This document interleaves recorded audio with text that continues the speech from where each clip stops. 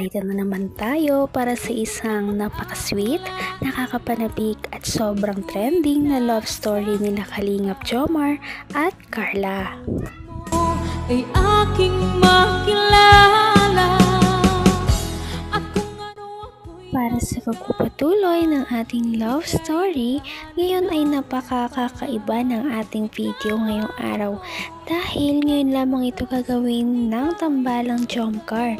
Ngayon ngang araw na ito ay tuturuan ni Kalingap Jomar si Ate Carla na magmaneho ng hindi motor, tricycle, kundi isang kotse at mismong kotse niya ang kanyang ipapahiram kay Ate Carla at dito tuturuan niya si Ate Carla kung paano ba talaga magmaneho nito.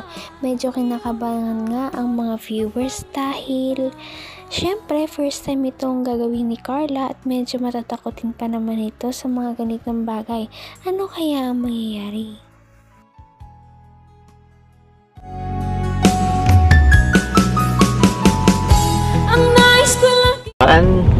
Wala naman dyan mga kotse na kasi medyo dulo-dulo na yan.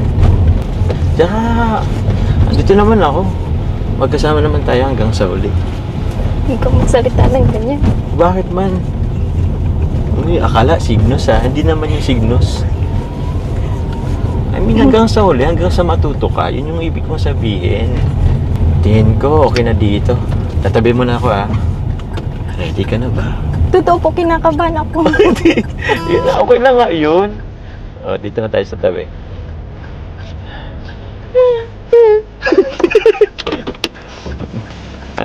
Oh, okay. Okay na. Ano? Pwede tayo. Alam na ako.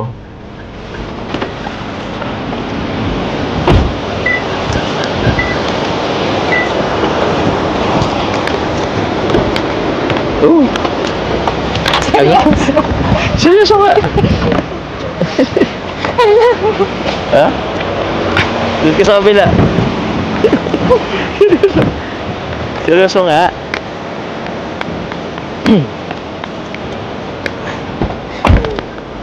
Ayan. Naka-excite. Ano na yung bag mo? Kasi ano, magdidrive ka, hindi ka magmumol. Oh my God. Ano? Pero syempre, bago tayo mag-umpisa, sige, ano maganda? Ano na kaya ang mangyayari? Sana nga ay matuto din talaga si Ate Carla na magmaneho para syempre pag siya ay nakabili na ng kanyang sariling kotse, marunong na siya mag-drive, diba? Para hindi na siya susunduin at hahatid ni Kalingap Jomar palagi. Ano? Pero syempre, bago tayo mag-umpisa, sige, ano magano ka na muna. Pray muna tayo. Ha? Kasi magano tayo. Sige po. Lord, sana po tulungan niyo po kami ni Carla. Sana po matuto po siya. Sana po matuto po siya nang hindi po kami na-aksidente po. Sana po ingatan niyo po siya sa kanyang pagdadrive. Ingatan niyo po kami sa Lord po. Ano po, in Jesus' name, amen po. Oh my God. Oh my God. Sige, ito. Since andyan ka na, yun yung una mong gagawin, yung mag-seatbelt ka. So, yan. Since nakapag-seatbelt ka na, ano ko lang sa'yo, Carla, yung dalawang, dyan, apakan, yung sa pinaka-left, yan yung gas. Yun naman sa pinaka-right side, yan yung brake. Okay? So, yan na naman. Dalawa lang naman yung pagpipilian mo dyan. Brake and gas. Ito naman, since automatic to, ito ngayon nakapark ka. Kung magdadrive ka na, kung gusto mo lang umandar, pwede mo na itong ibaba dito sa may D. Yan yung drive niya. Tapos ito, medyo kasi ito, advance yung naka-mechanical na lang yung dati kasi handbrake lang. So, siguro ano mong gagawin, i-press.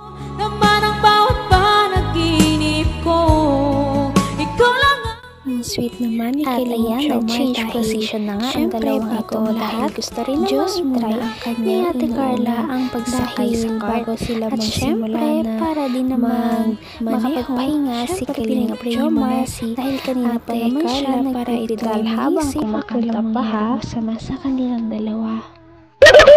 Kinakabahan ako. Ayaw Joke lang yun kanina. Mali talaga si sabi mo. Hindi, yung malaking ano dyan, yun yung brake, yung nasa left side. Totoo po talaga ang kapatuan mo ko. Hindi, kaya mo yan. Ito, tapos yun naman, yung gas, yung pinaka right side. Gas, pag gas, yun yung aabante ka. Oo. Sa ngayon, mo na muna yung brake. Tapakan mo yung brake. Sa right. Opo. Hindi po dalawa. Ito, isang pa lang yung gagamitin mo. Yung right, mo lang. So, apakan mo yung brake. Nasa right. And nasa left. Nasa left. Oo. Sabi mo kanina nasa Kaya sabi ko, joke. Okay. Tapos, huwag kang magagas mo na. Iano mo tong park. Ay, hindi. Ito. D. Drive. Drive, oo. Meron din, yan. Pull mo yan. Alin ang tinatapakan mo? Hindi, mali. Yung brake, ito. Ito. Ba't dalawang pang isang palang gamitin mo? Yan. Hindi, gas yan. Ito. Yun. Yung nasa left. Okay. Ibaba mo to. Baba mo. Okay. Baba. Ito, press. Yun. Tapos, ito pa, hindi pa. Yun. Dandan mong Hanggang wakas ay tayo ng dalawa. Palagi kang naman ang isip ko. Nakakatuwa din si Ate Carla dahil sobrang fast learner din naman pala talaga niyang klaseng tao. Madali lang naman siyang turuan, lalo na kapag magaling ang kanyang tagaturo at lalong-lalo na kapag ang tagaturo ay may inspire ka talaga dahil si Kalingap Jomar ang nagtuturo sa kanya. ito pa, hindi pa. Yun. Dandan mong i-release yung brake. Dandan lang. Lagi mo yung tatandaan na bago ka mag-start, lagi mong yung seatbelt kasi safety first. Isipin mo yung mga nagmamahal sa'yo, yung mga maiwan mo. Isipin mo ako. Bakit? Hindi, seryoso nga. Tapos ito, kanina nakapark yan. Ito park, ito reverse. Kung ka, sa likod. Neutral naman. Ito naman yung drive, kung under na tayo. Tapos, yun muna yung basic. Basta ngayon naka-brake. Ready ka na bang magpandar? Konti lang. Huwag na lang po kayo. Huwag na lang, hindi. Kaya mo yan. Agum, kaya mo yan. Kahit konti lang, kahit andyan lang. Ready ka na. Pandar tayo konting-konti lang. Alright. Sige. Try natin ha. Huwag kang kabahan. Andito lang naman ako. Tsaka wala naman mga sasakyan. Naka-brake ka, no? Sige. Dalhin mo dito sa drive. Yan. Meron dyan, i-pull mo yan. Ito. Yung button dyan. Huwag mo munang i-release siya. Okay. I-release mo siya after mong i-press to. I-press mo to. Yan yung part. Yan. Wala na. Pag wala na pula. Araw-araw, lagi talaga tayong pinapahanga ng tambalang ito dahil sa mga unique nilang ginagawa na hindi ginagawa ng pangkaraniwang mga love team palagi. Kaya naman sana itangkilikin pa talaga natin sila dahil sa ating susunod na video, meron na namang pasabog ang Jomcar Love Team at meron tayong importanteng malalaman tungkol sa kanila. Patindi na ng patindi ang mga pangyayari sa kanilang love story. Kaya naman sobrang dami talaga ang kinikilig sa kanilang love story at palaging nag-aabang.